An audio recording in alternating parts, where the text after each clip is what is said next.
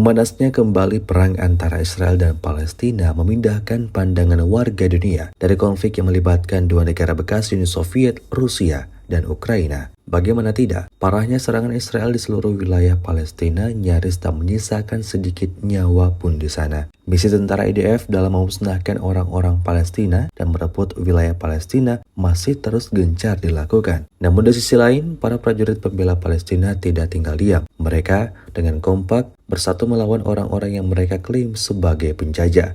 Hal tersebut terbukti dari banyaknya media yang memberitakan tentang banyaknya jumlah tentara Israel yang tewas dan terluka setiap harinya. Terbaru di media sosial Telegram pada Sabtu 30 Maret 2024, sebuah video memperlihatkan momen helikopter memindahkan sejumlah mayat dan orang-orang yang terluka dalam pertempuran. Para korban dievakuasi dari lokasi kejadian ke salah satu rumah sakit besar di Israel. Ini jelas menandakan bahwa perlawanan pembela Palestina tidak main-main.